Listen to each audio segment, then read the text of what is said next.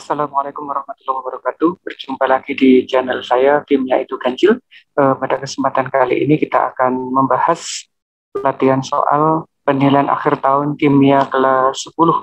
Jika file ini bermanfaat, video ini bermanfaat, silakan di-share sebanyak-banyaknya. Dan jangan lupa untuk subscribe, like, komen di channel ini. Jika ada pertanyaan, silakan tulis di komentar. Terus kita bahas di video selanjutnya. Baik, untuk latihan soal PAT ini sudah kami siapkan ada 30 nomor, ada 25 pilihan ganda dan 5 esai. Kemungkinan besar akan kami split menjadi 3 video. Langsung saja, ya tidak terlalu lama, kita masuk di yang pertama dulu. Untuk yang pertama adalah berhubungan dengan ikatan kimia ya. Ini masih dibentuk dan polaritas molekul. Ada soal semacam ini.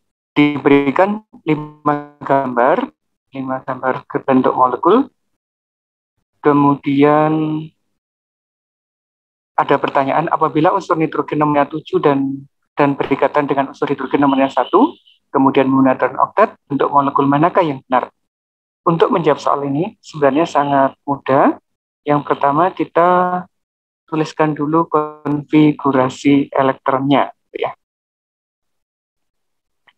Ada unsur nitrogen nomornya 7.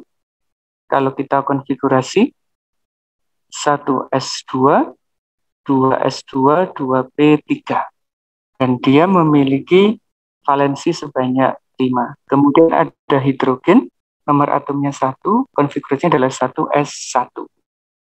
Jika dia berikatan, artinya N ada di tengah, karena dia memerlukan atom lebih banyak, elektron lebih banyak. Kemudian mengikat hidrogen sebanyak 3, karena dibatasi di soal adalah memenuhi kaidah oktet. Oktet artinya 8. Sehingga kalau kita hitung, ini sudah ada 2, ini 2, ini 2, ini sudah ketemu 8. Dari sini kita dapatkan bilangan koordinasi, yaitu pasangan elektron bebas ditambah dengan pasangan elektron ikatan. Bebasnya ada sepasang yang ada di atas, ikatannya ada 3, 1, 2, 3. Sehingga ketemunya adalah 4. Setelah kita dapat koordinasinya 4, dan ada 1 elektron bebas, berarti gambar yang mungkin adalah ini ada elektron bebas, ini ada ikatan, yang awalnya adalah tetrahedral, kemudian lepas 1. Sehingga membentuk trigonal piramida. Dan gambar yang mungkin adalah yang nomor 5 ini. Sehingga kuncinya adalah yang E, nomor 1. Insyaallah mudah ya, itu soal nomor 1. Jawabannya yang E. Lanjut untuk nomor 2 sekarang. Nah, untuk nomor 2, kita diminta mendeteksi molekul polar dan yang molekul non-polar, itu ya. Pertanyaannya adalah,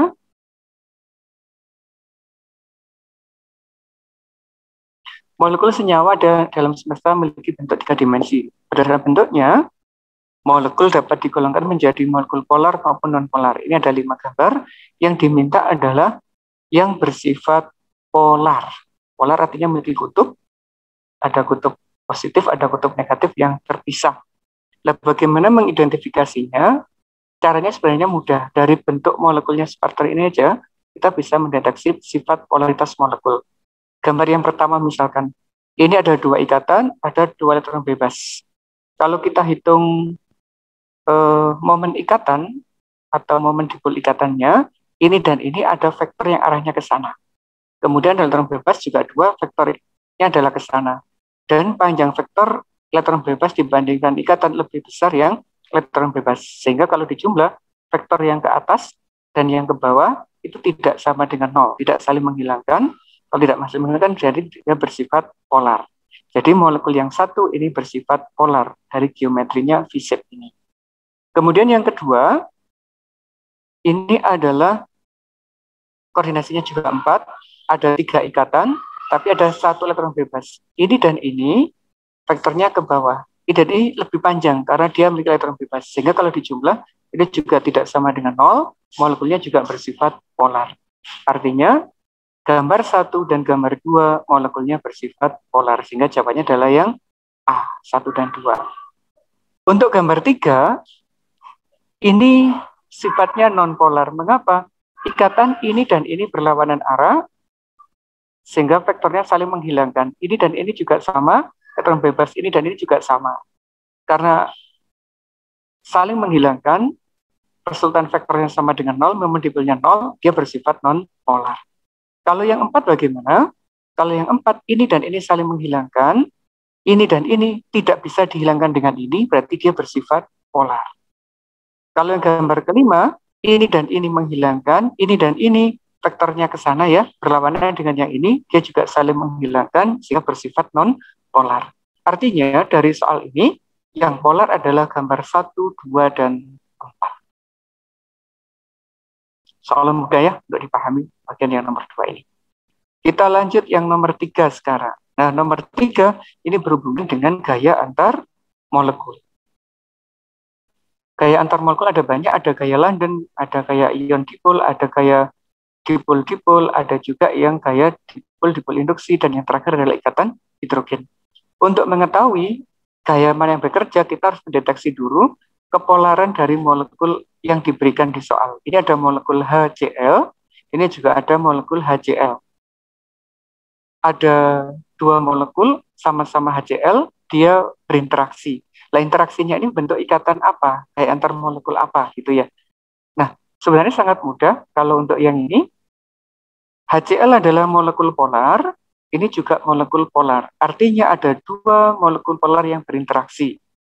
Kalau ada dua molekul polar berinteraksi, itu gayanya adalah gaya dipol-dipol. Jadi untuk nomor 3 jawabannya yang B. Lanjut ya, itu nomor 3. Sekarang nomor 4. Larutan natrium klorida adalah salah satu contoh dari larutan elektrolit kuat. Sebab NaCl larut secara sempurna untuk membentuk ion natrium dan ion klorida. Kita harus bisa mendeteksi kebenaran dari pernyataan ini. Pernyataan yang pertama benar apa tidak, kemudian yang di sini juga kita cari benar apa tidak, dan apakah ada hubungan antara pernyataan satu dan pernyataan yang kedua. Kita tahu untuk natrium klorida rumusnya adalah NaCl, dia termasuk dari senyawa ion. Kalau dari senyawa ion berarti dia masuk elektrolit kuat. Karena di bab ikatan kimia kita sudah membahas bahwa ada 3 golongan yang termasuk elektrolit kuat itu. Yang pertama adalah senyawa ion, salah satunya ini ya. Yang kedua adalah asam kuat, yang ketiga adalah basa kuat. Jadi pernyataan yang pertama ini sifatnya benar. Nah, mengapa termasuk elektrolit kuat? Karena semua elektrolit kuat itu akan secara sempurna terionisasi membentuk ion-ionnya. Berarti pernyataan ini juga benar.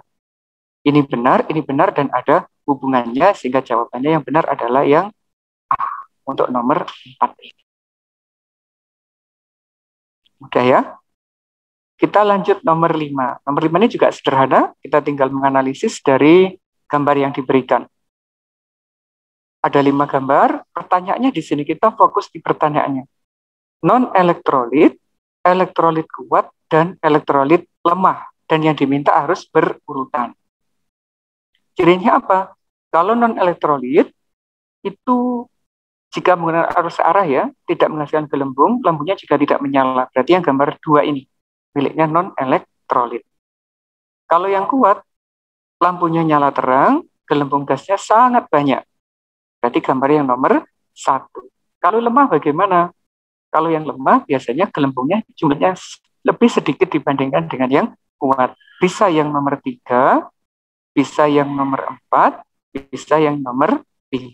Berarti yang mungkin adalah ini jawabannya, yaitu 2, 1, dan 4. Nah, ini sampai di nomor 5. Sekarang kita lanjut nomor 6. Nah, nomor 6 ini kita kayaknya butuh analisis sedikit ya. Kita nyalakan videonya dulu, karena membutuhkan analisis. Ada 4 larutan di situ, ada HCl, ada H2SO4, ada NH4OH. Yang diminta adalah penurunan kekuatan daya antar listrik, berarti dari yang elektrolit kuat menuju yang lebih lemah. Nah, bagaimana kita tahunya? HCl ini adalah asam kuat, berarti elektrolit kuat. H2SO4 ini juga elektrolit kuat. Nah, lebih kuat mana? Kita nanti bisa melihat dari harga ininya, harga polaritasnya. Sedangkan NH4OH ini adalah elektrolit lemah.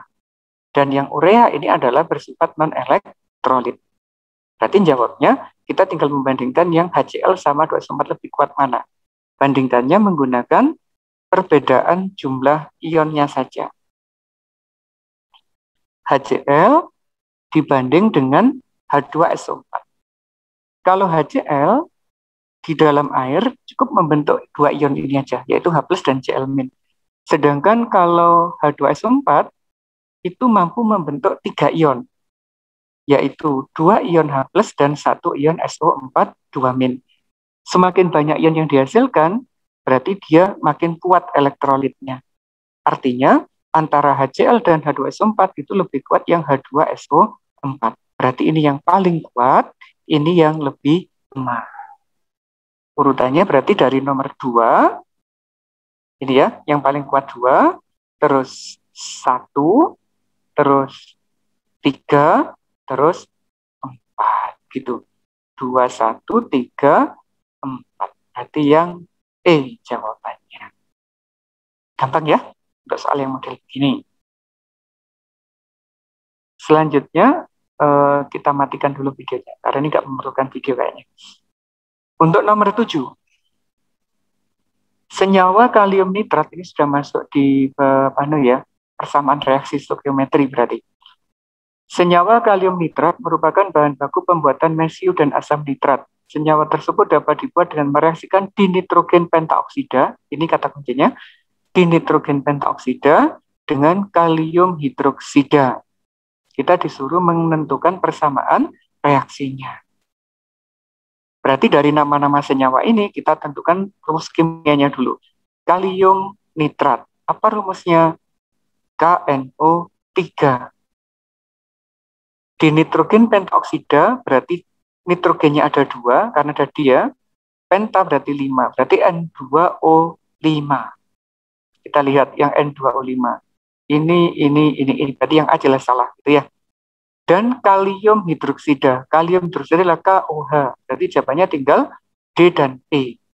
Nah, antara D dan E ini mana yang setara? Ternyata yang lebih setara adalah yang E. Sehingga jawaban yang benar adalah E untuk nomor 7. Gampang ya? Gampang sekali untuk yang nomor 7. Kita lanjut nomor 8 sekarang. Nomor 8 adalah pemahaman terkait dengan persamaan reaksi.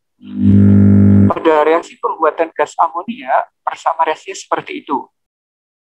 Pernyataan yang benar adalah gas amonia itu NH3, apakah ada di reaksi? Reaksi itu di sebelah kirinya mana? Sedangkan NH3 ada di sebelah kanannya, itu disebut sebagai produk. Berarti yang A salah.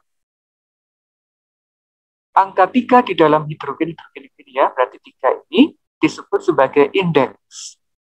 Nah, angka yang ditulis besar di depan senyawa atau unsur itu disebut sebagai koefisien, bukan indeks. Sedangkan indeks itu yang ini, yang angka-angka kecil atau ditulis sebagai subskripnya. Sehingga yang ini juga salah. Gas nitrogen dan hidrogen disebut sebagai hasil reaksi. Hasil itu dari sebelah kanan. Sedangkan ini di sebelah kiri, berarti sebagai bereaksinya. Yang ini, 2 molekul gas amonia adalah zat hasil reaksi. Dan inilah jawaban yang benar itu. Sehingga untuk nomor 8, jawabannya yang D. Ketiga fase. Nah, fasenya di sini sebenarnya sama. Ini G, ini juga G. Nah, G itu adalah dari gas, bukan dari cair. Kalau cair itu sama dengan liquid, simbolnya L. Jadi nomor 8 ini adalah pemahaman bagaimana penulisan persamaan reaksi yang setara. Soalnya mudah ya, nomor 8. Kita lanjut nomor 9. Nah, nomor 9 mudah lagi ini. Karena hanya diminta mencari persamaan reaksi yang sudah setara.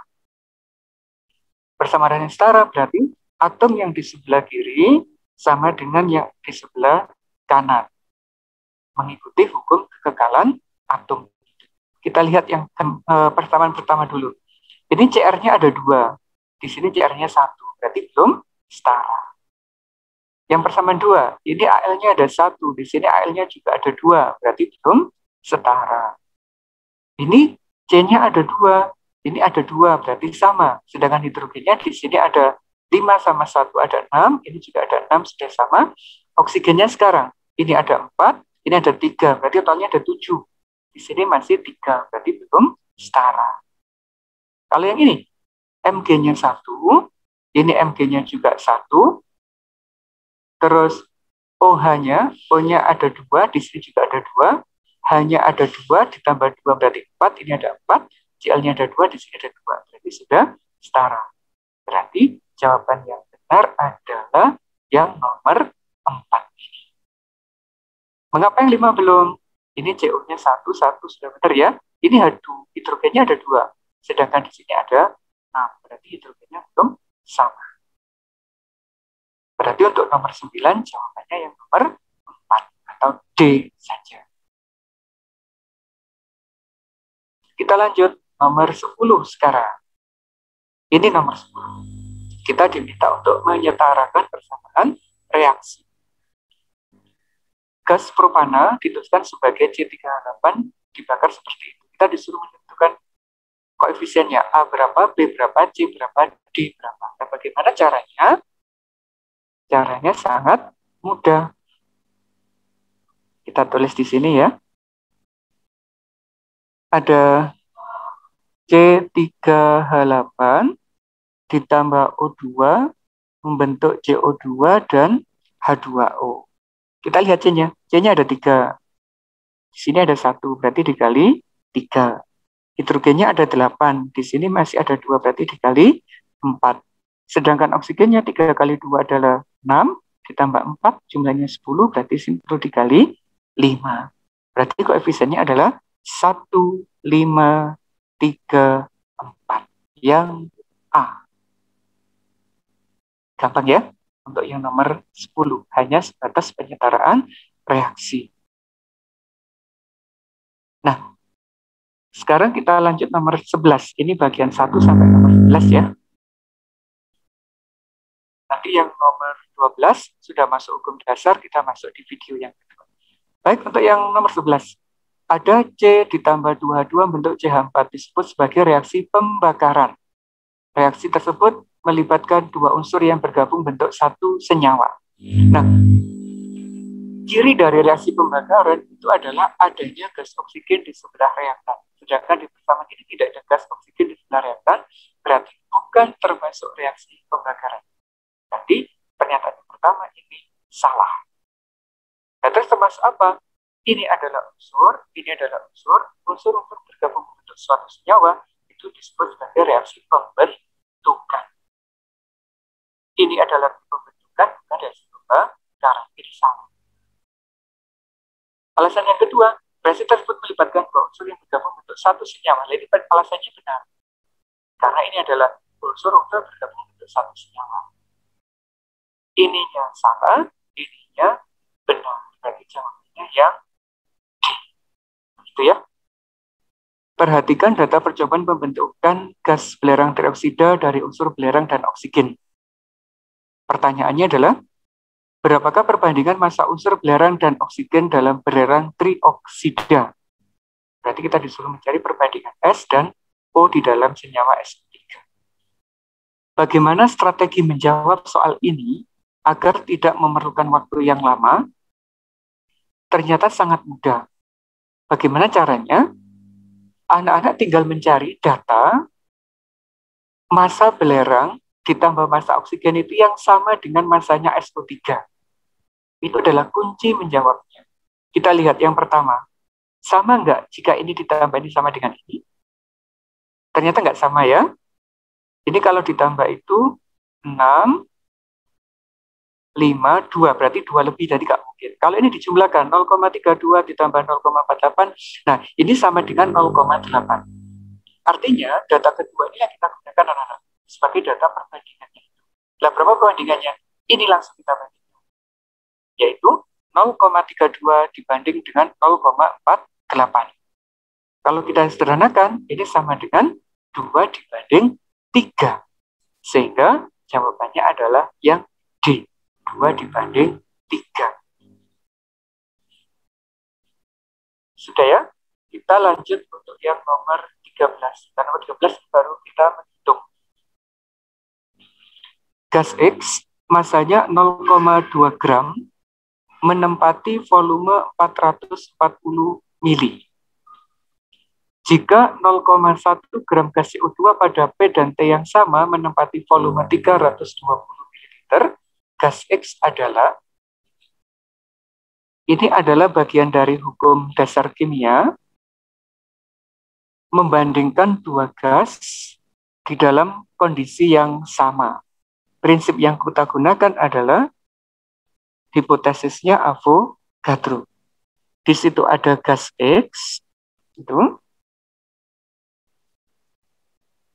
yang dibandingkan dengan gas CO2. Nah, gini ya.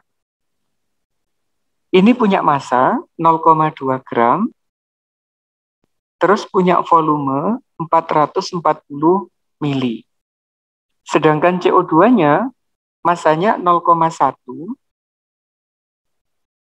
volumenya adalah 320. Nah, gas X itu berupa apa? Apakah O2 atau sampai di NO2?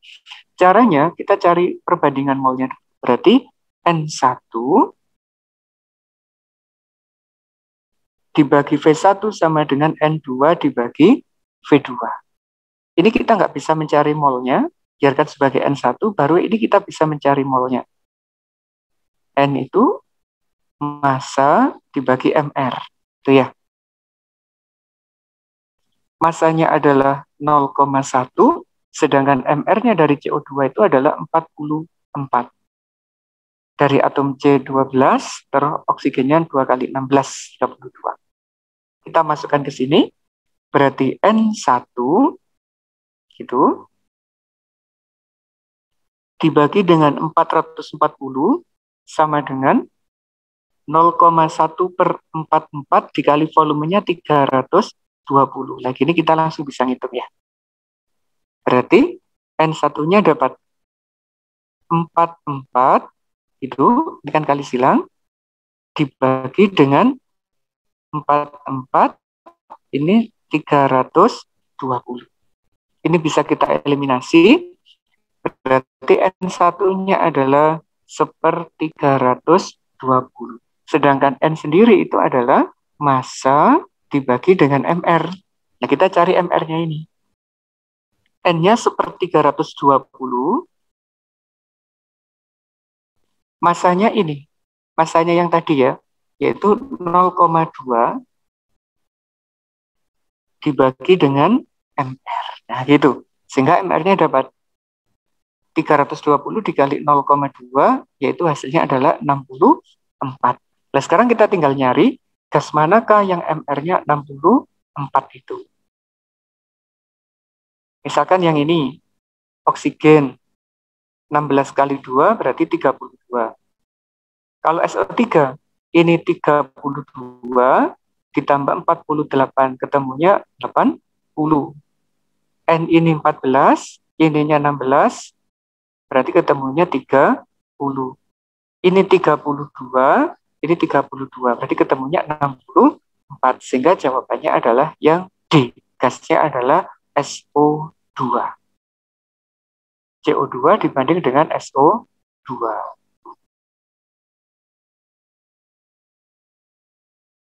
Gampang. Nomor 14 sekarang.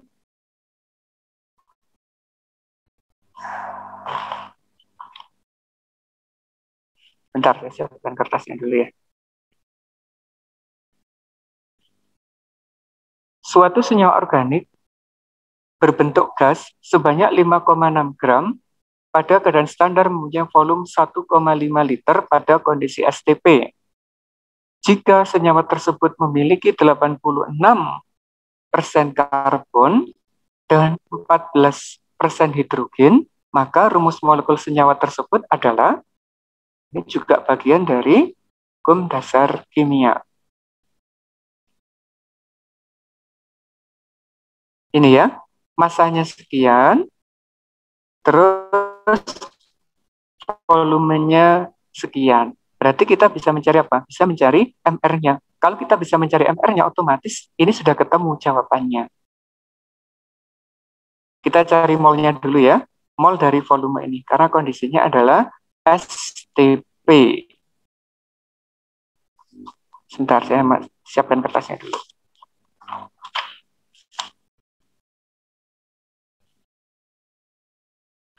Mol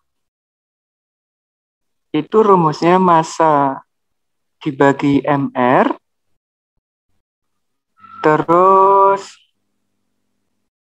memiliki massa, ada volume, berarti ini kita abaikan dulu, kita gunakan rumus mol yang kedua, yaitu mol, kondisi STP ya, volume dibagi volume molar.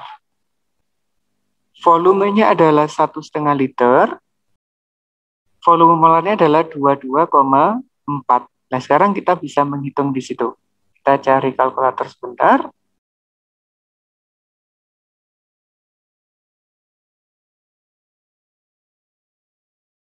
Kita tarik sini ya.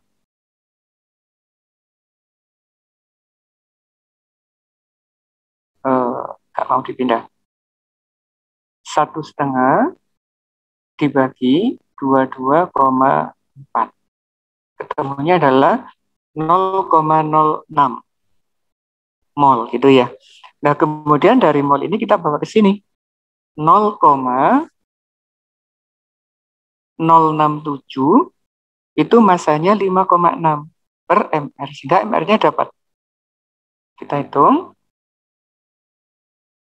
5,6 dibagi dengan 0,067. Nah, ketemunya adalah 83 mr-nya, 83,6 gitu ya. Dan ini bisa dibulatkan menjadi 84. Biasanya begitu. Nah, sekarang kita tinggal mencari di antara zat-zat itu manakah yang memiliki mr sebanyak 84. Temu jawabannya ya. C2 berarti 24 ditambah 4, 28 nggak mungkin. Ini 48 ditambah 8 masih 56, tidak mungkin. Ini 36 ditambah 6 masih belum ya. Ini 60, 5 kali 12 ditambah ini belum ketemu. Kalau ini 72 ditambah 12 lah ketemunya 84. Sehingga jawabannya yang E. Begitu untuk menentukan MR suatu senyawa. Nah, ini data ini dipakai nggak dipakai nggak apa-apa karena sudah cukup dari data yang atas. Kalaupun dipakai ya nggak apa-apa, kita hitung perbandingan mol dan sebagainya. Tapi akan menambah langkah. Ini langkah yang paling cepat. Nomor 15 sekarang.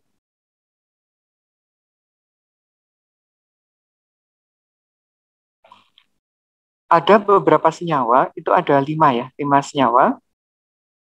Yang ditanyakan adalah senyawa yang memiliki MR paling banyak. Tadi ngitung satu ini. Untuk yang pertama dulu, coba ya, 15 yang A dulu. Kalsium karbonat, Ca-nya itu 40, ditambah C itu 12, ditambah 3 kali 16.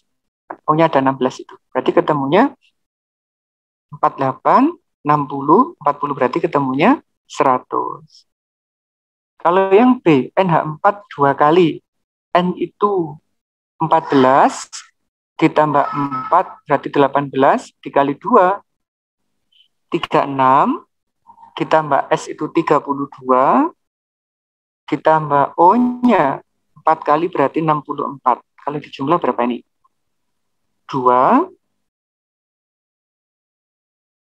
132 ya, 132. Itu untuk yang B. Sedangkan yang C, C-nya ada 2, berarti 24.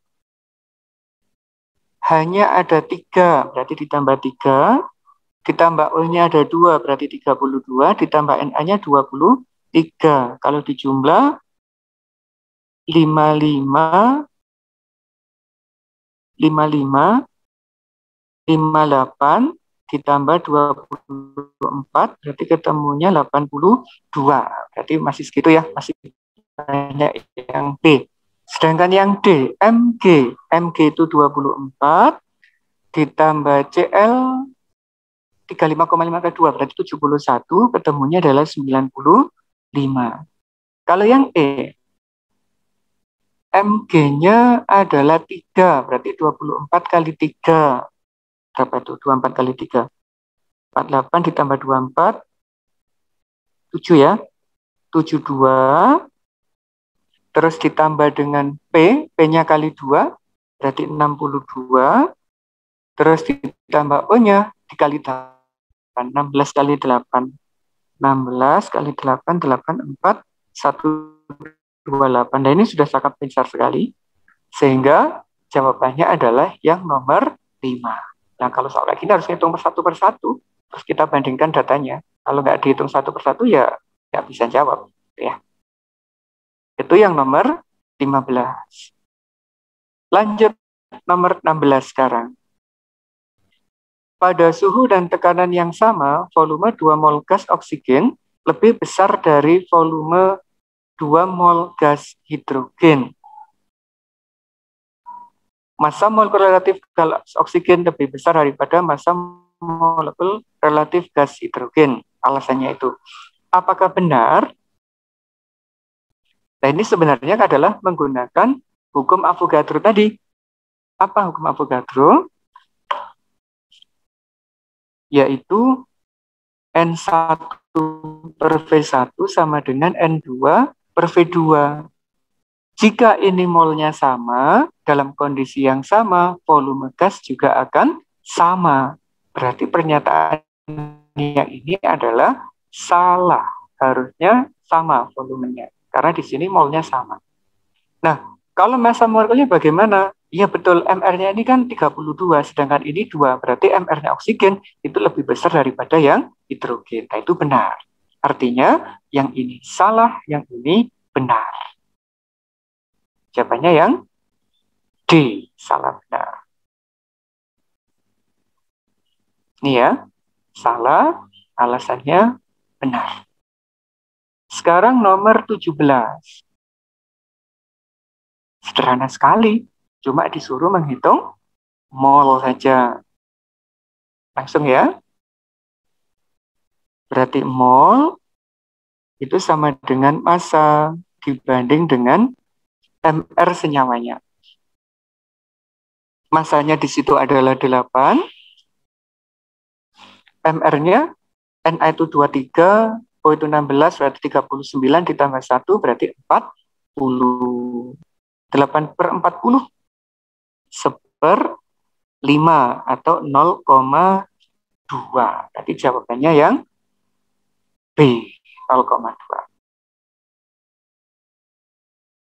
Lanjut, ini yang nomor 17. Sekarang kita lanjut yang nomor 18. Massa 1,12 liter nitrogen pada suhu standar temperatur STP adalah gitu ya. Berarti mudah, ada volumenya, kita disuruh menghitung massa dalam kondisi STP. Berarti kita cari molnya dulu. Volume dibagi volume molar. Volumenya adalah 1,12, STP itu 22,4, berarti ketemunya berapa nih? 0,05. Kalau molnya ketemu, kita tinggal mencari massanya aja. Berarti massa itu mol dikali dengan MR. Ini 0,05 dikali 28, MR-nya nitrogen. Karena 2 kali 14. Jadi kalau dihitung, ini hasilnya 1,4 gram. Sehingga jawabannya yang B untuk nomor 18.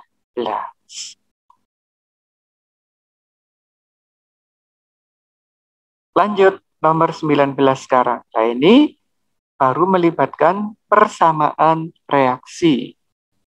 Ini 19 ya. Aluminium mampu bereaksi dengan KOH pekat, konsentrat itu pekat, berdasarkan reaksi ini. Nah, pertanyaannya adalah, Jika 2,7 gram aluminium direaksikan, berapakah volume hidrogen? Aluminium itu ini, hidrogen itu ini. Nah, kita potong. Persamaan reaksi yang penting. 2Al berubah menjadi 3H2. Karena yang dibutuhkan cuma ini aja. Yang lainnya nggak dibutuhkan. Terus kita cari molnya. Molnya adalah massa 2,7 itu ya. AR-nya 27, berarti ketemunya 0,1 mol. Kalau ini koefisiennya 2, molnya 0,1, berarti kalau 3 itu molnya adalah 0,15. Nah, ini molnya 0,15. Molnya dapat, kita tinggal mencari volumenya. Mol dikali volume molar. Berarti 0,15 dikali 22,4. Nah, ketemunya berapa itu? 3,36 liter. Jadi hasilnya yang C. Nah, begini strateginya ya. Kalau ada soal, ini stoikiometri tipe 1, belum melibatkan adaptasi pembatas, ambil aja senyawa atau zat yang terpenting di persamaan reaksi itu. Yang terpenting kan Al sama hidrogen. Nah, kita bandingkan langsung kayak begini, itu boleh. Karena untuk mempercepat kita berpikirnya. Itu untuk nomor 19. Gampang kok insya Allah ya. Molnya aluminium ketemu, mol hidrogennya ketemu, kita bisa mencari volumenya. Nah, sekarang nomor 20. Sebanyak 2,7 gram aluminium direaksikan dengan asam sulfat dengan persamaan reaksi tersebut. Nah, ini identik juga soalnya. Aluminium juga, kalau nggak salah malah sama persis ya soalnya ya. Ini 2,7, nah ini sama persis. Jadi tidak usah kita hitung lah. Karena datanya sama persis. Tadi jawabannya adalah 3,36 liter. Itu ya. Nah, gitu. Baik, itu untuk nomor 20 dan 19 sama. Langsung nomor 21. Kalau 21 kalau nggak salah ini sudah melibatkan reaksi pembatas. Biasanya kalau ini masuk di tipe pilihan ganda kompleks yang benarnya lebih dari 1. Kita coba lihat soalnya untuk 21.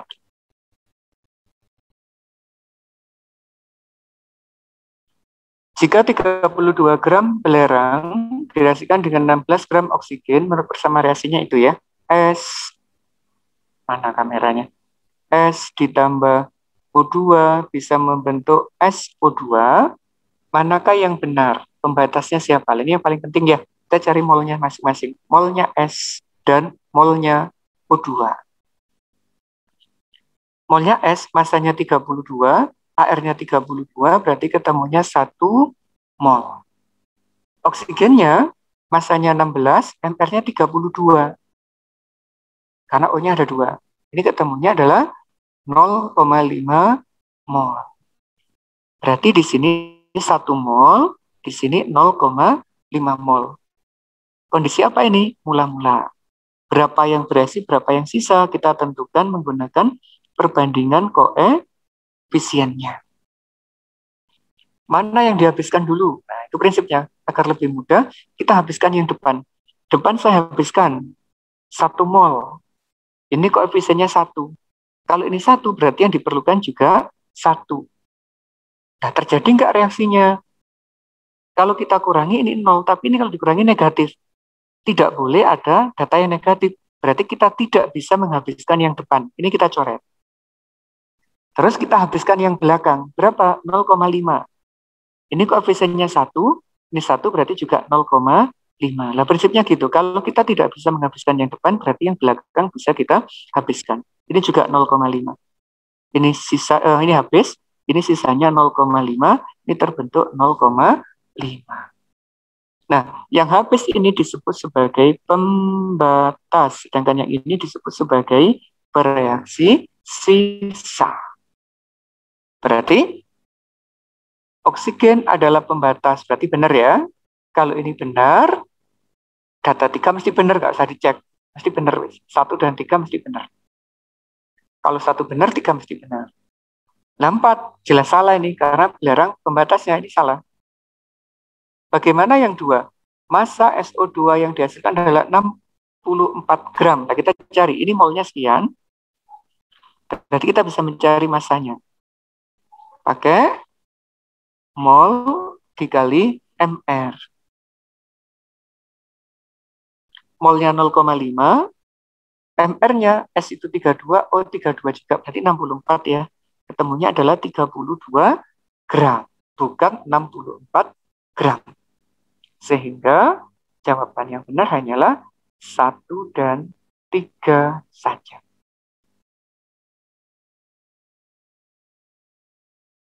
Oke, untuk nomor 21 jawabannya 1 dan 3.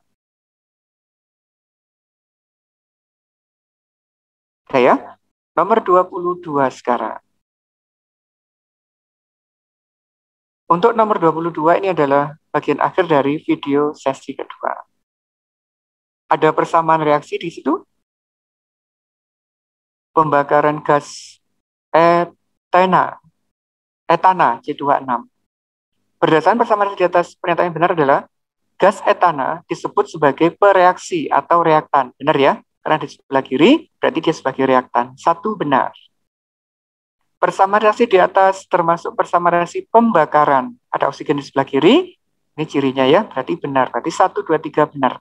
Bagaimana yang 4? Jika direaksikan dengan 2 mol, nah kalau ini harus dibuat persamaan reaksinya dulu. Agar tahu. C2H6 ditambah O2 itu bisa membentuk CO2 dan H2O. Disetarakan. Ini C-nya 2, ini 1, berarti dikali 2. Hidrogennya di sini 6, berarti dikali 3. Nah, sekarang ini 4, ini 3, berarti ada 7. Di sini dikali 7/2. Nah, sekarang pertanyaannya, kalau di sini adalah 2 mol, bagaimana dengan H2O-nya? Kita tinggal lihat perbandingan koefisiennya ya. Ini 1 dibanding 3. Kalau koefisien 1 adalah 2 mol, kalau 3 berarti ya tinggal 2 dikali 3, ketemunya adalah 6 mol. Nah, ini juga salah, gitu ya. Ini kan tulis 4, harusnya kan 6. Artinya, pertanyaan ini, pernyataan yang benar hanyalah 1, 2, dan 3. Sedangkan yang keempat, pernyataannya salah. Nah, apa jawabannya kalau 1, 2, 3? Yaitu A. Nomor 23 ini perlu kita menulis dan sebagainya ya. Soalnya adalah sebanyak 2,4 gram magnesium direaksikan dengan 100 ml asam klorida menurut persamaan reaksi seperti itu. Pertanyaannya adalah berapa volume gas hidrogen yang dihasilkan pada kondisi STP. Nah, langkah mengerjakan soal nomor 23 itu adalah kita tuliskan dulu persamaan reaksinya. Mg ditambah 2HCl membentuk MgCl2 dan gas H2. Jika sudah, kita bisa menghitung mol masing-masing zat. Molnya Mg, masanya adalah 2,4, HR-nya adalah 24, berarti ketemu 0,1 mol. Terus kita juga bisa menghitung molnya HCl, pakai molaritas dikali volume dalam satuan liter, karena menggunakan larutan D. M-nya adalah 1, kemudian volume 100 mili berarti 0,1 liter, berarti ketemu 0,1 mol. Nah, molnya sama.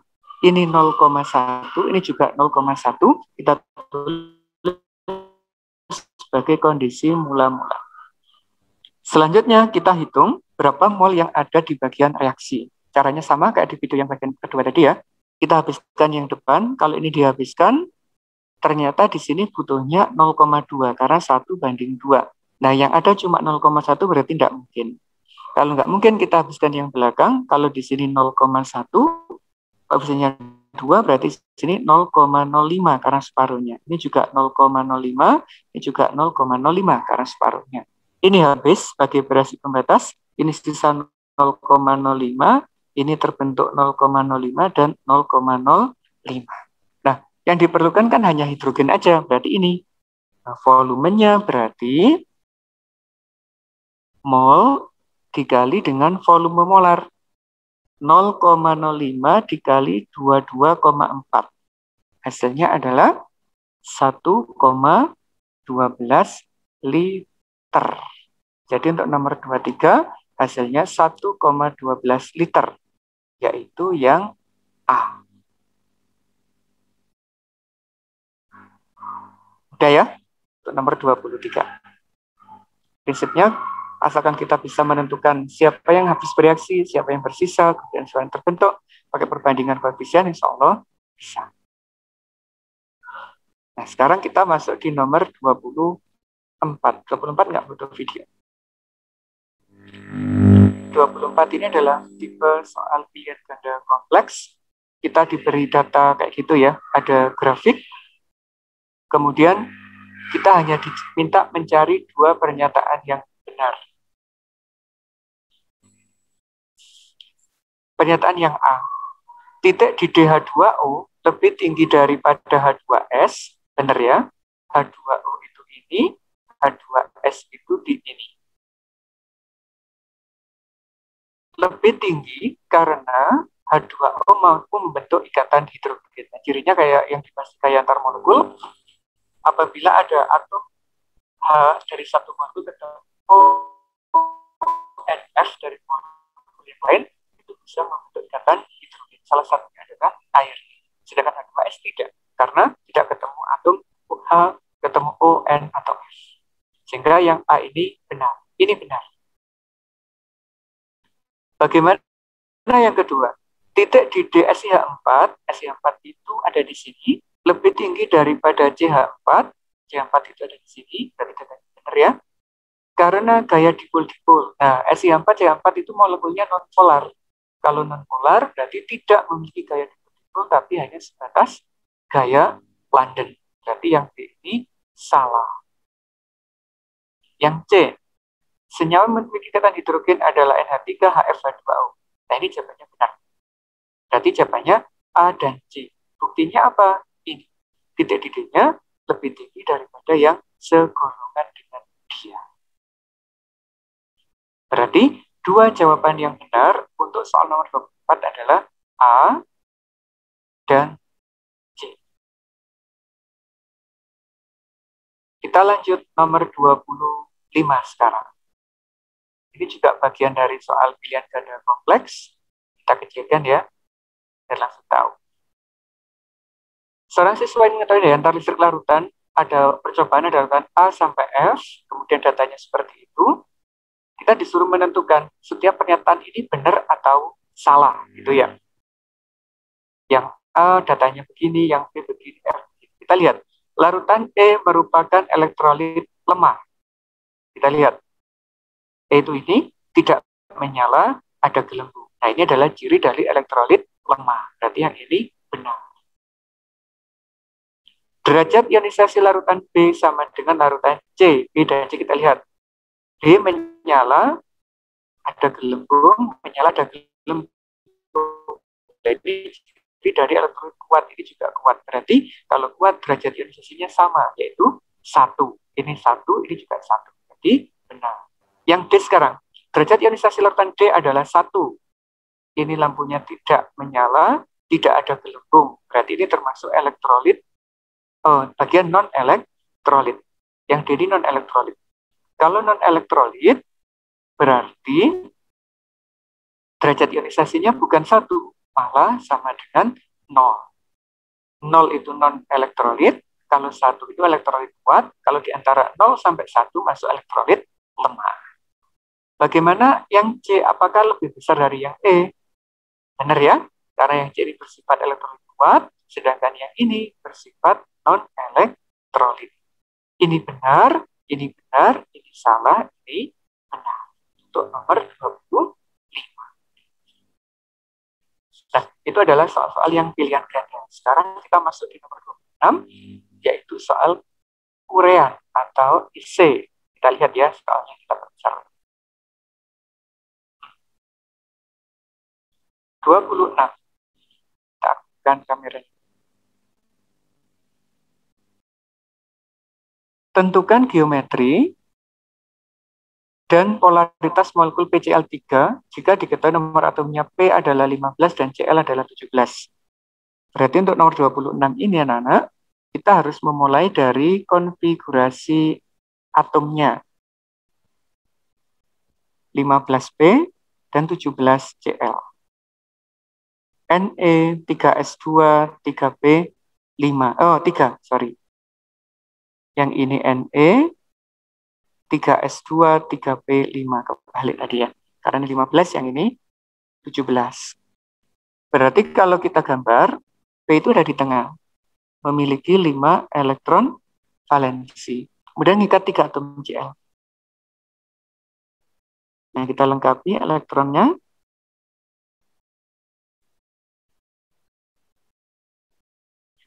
Setelah kita dapatkan struktur Lewisnya, agar bisa mendapatkan bentuk dan molaritasnya, kita tentukan ini, bilangan koordinasinya, yaitu pasangan bebas ditambah pasangan elektron ikatan. Yang bebas ini sepasang, berarti ada 1, ikatannya ada ini. Ada 3, berarti ketemunya adalah 4. Kalau 4, bentuk asli molekul itu adalah tetrahedral, yang gini tuh ya. Nah, gini. Ini ada Cl, ini ada Cl, ini ada Cl. Tetapi karena satunya ada elektron bebas, kita ganti dengan elektron bebas.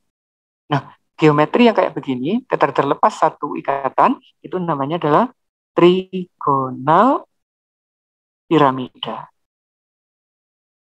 Atau segitiga piramida. Nah, kalau segitiga piramida, ikatan ini dan ini tidak saling menghilangkan. Mu atau momen dipolnya tidak nol, berarti dia bersifat polar. Nah, cara jawabnya begitu ya, alurnya. Dari konfigurasi elektron, terus gambarkan struktur Lewisnya, tentukan bilangan koordinasinya, baru digambar, dan kita tentukan dia polar atau non-polar. Itu yang nomor 26. Soalnya mudah. 27. Apa pertanyaannya? Perhatikan persamaan pembentukan uap air berikut. Sama dengan itu, hitunglah volume gas hidrogen dan oksigen yang diperlukan untuk memproduksi 60 liter uap air. Wah, ini mudah sekali nih. Ada H2 ditambah O2 bisa membentuk H2O. Ini koefisiennya adalah 2. Nah, soal ini menggunakan hukumnya Gay-Lussac. Perbandingan koefisien sama dengan perbandingan volume. Perbandingan koefisiennya 2:1:2. Kalau di sini harus memproduksi 60 liter air, berarti oksigennya berapa? Hidrogennya berapa? Kan mudah sekali, kan? Kalau 2 adalah 60, kalau 1 berarti ya 30 liter. Kalau 2 berarti ya 60 liter. Cuma gitu aja cara jawab soal nomor 27. Bonus ya. Lanjut, 28. Apa nomor 28? Oh, cuma menyetarakan.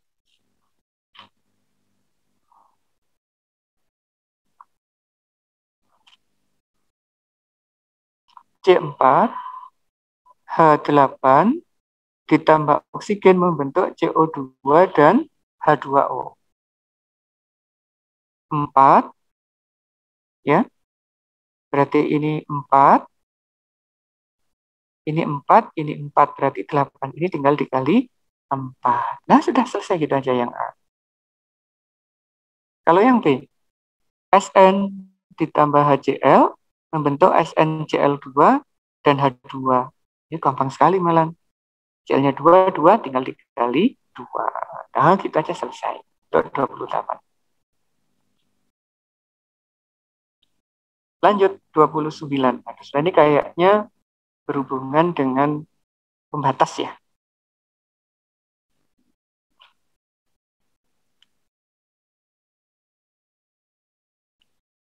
Ada Ca dihasilkan dengan HCl, berarti ada Ca ditambah HCl membentuk CaCl2 dan H2.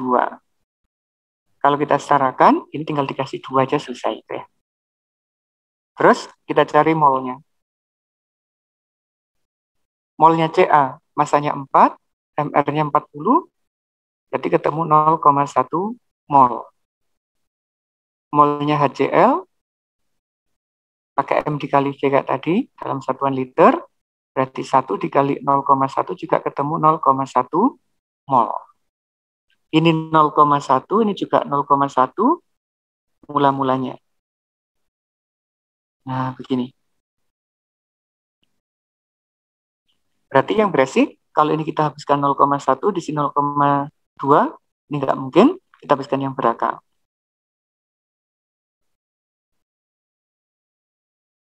Kalau ini 0,1, kalau yang 2, kalau 1 kan separuhnya gitu ya. Soalnya nggak ada masalah. Ini yang habis, ini sisa 0,05, ini terbentuk 0,05, ini juga 0,05. Reaksi pembatasnya ini, pembatas. Temu yang A ya. Yang B, volume gas hidrogen, oh ini gampang. Jadi volume dalam SCP 0,05 dikali 22,4. Nah, langsung ketemu, yaitu 1,12 liter. Simpel ya, untuk nomor 29.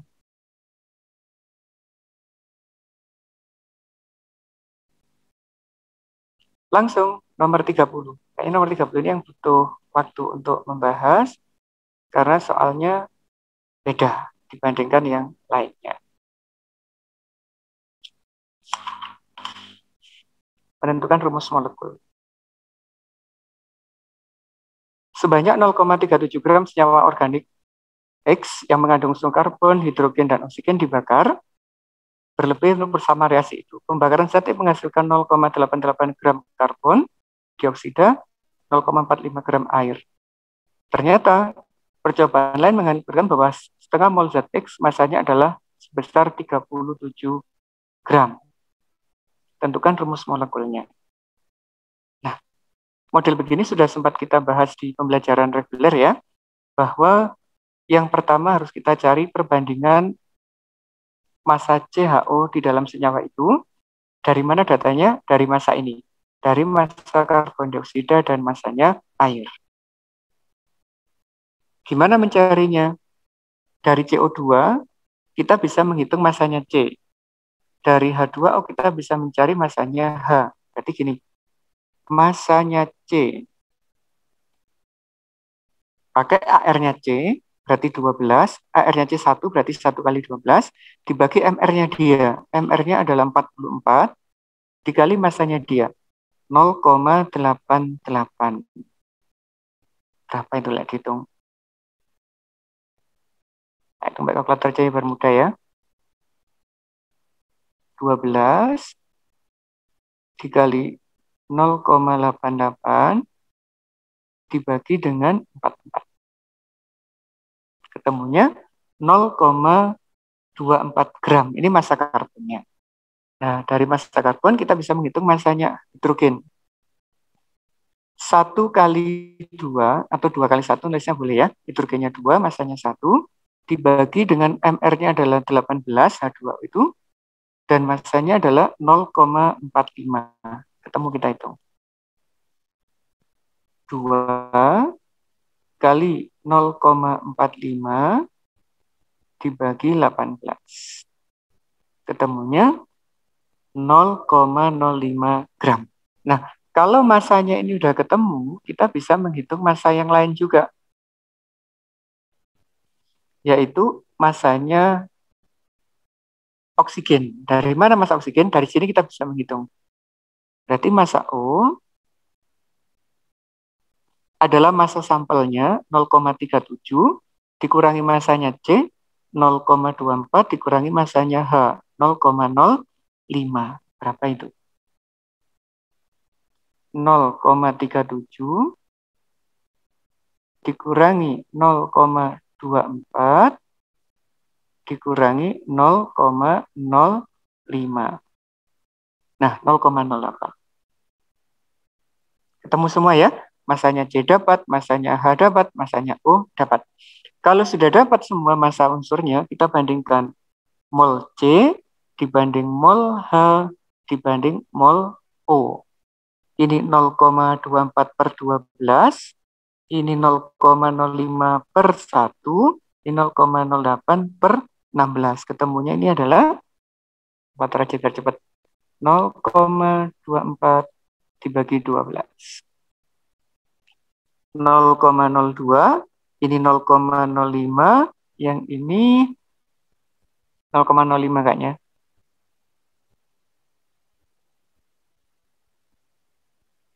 Nah, 0,005. Bandingannya kecil sekali.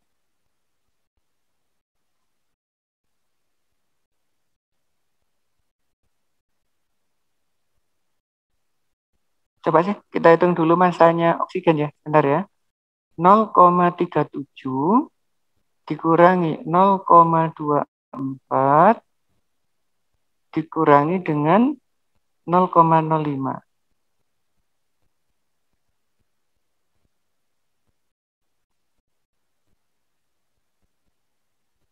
Kecil banget ya. Nah, kalau udah kecil banget, ini kita bandingkan perbandingan jadi perbandingan koefisien. Kita bagi yang ini, kalau ini 1, ini 10, ini 4. Nah, ini nggak dapat ini. Harapannya di sini adalah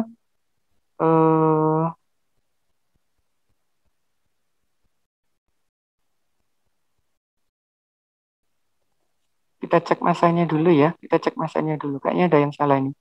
0,37 dikurangi 0,24 dikurangi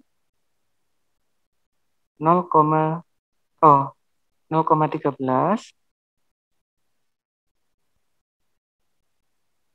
Sorry. Tak nolkan dulu ya. 0,13 dikurangi 0,05. Ketemunya segitu. 0,08 kemudian dibagi dengan 16. Ini yang paling kecil. Terus kita bandingkan perbandingannya. Berarti 0,02, 0,005. Ini ketemunya 4 kalau dibanding dengan ini ya. Terus 0,05 dibanding dengan 0,005. Ketemunya di sini adalah 10, di sini 1. Berarti rumus ini perbandingan 4, 10, 1 sebagai rumus empiris. C4, H10, O1. Ini adalah rumus empirisnya. Nah, setelah ketemu rumus empiris, kita sekarang harus mendapatkan rumus molekul. Kita gunakan data yang ini. 0,5 mol ZX masanya 37 gram. Berarti kita bisa menghitung MR-nya. Kalau MR-nya ketemu, kita bisa mencari molekulnya. Mol itu kan massa dibagi MR. Ini 0,5, masanya 37 per MR. Berarti MR-nya adalah 37 dibagi 0,5. Apa itu? 37 dibagi 0,5. Atau dikali 2 ya, 74. Nah, sekarang kalau kita lihat, MR dari rumus empiris dikali N kali itu sama dengan MR dari rumus molekul. Ini konsep yang kita dapatkan waktu pembelajaran di kelas. Nah, C4H10 ini kan C4H10O dikali N itu sama dengan 74. C-nya dikali 4 itu berarti 48 ditambah 10 ditambah 16 dikali N itu sama dengan 74. Ini juga 74N sama dengan 74, berarti N-nya adalah 1. Kalau N-nya ketemu 1, berarti rumus empiris sama dengan rumus molekulnya, yaitu sebagai C4H10O1. Nah, begitu anak-anak untuk cara menjawabnya. Ini ya runtutannya ya. Kita cari massa C-nya dulu, kemudian massa O-nya, massa hidrogennya dulu. Ini massa hidrogen. Massa C dari CO2, massa hidrogen dari H2O, kemudian massa O dari selisih sampel dikurangi C dan H, terus dibandingkan molnya. Mol C banding mol H dibanding mol O. Ketemulah perbandingan ini disebut sebagai rumus empiris. Rumus empirisnya ketemu, kita bisa menghubungkan dengan MR senyawa. MR rumus empiris sama dengan MR rumus molekul. Masukkan ke sini, ketemu N-nya. Nah, N itu mewakili penyederhanaan rumus empirisnya. Kalau ketemunya 1, berarti rumus empiris sama dengan rumus molekulnya. Nah, begitu untuk prediksi PAT kelas 10. Semoga bermanfaat. Silakan subscribe, like, komen video ini. Jika bermanfaat, silakan di-share ke teman-temannya.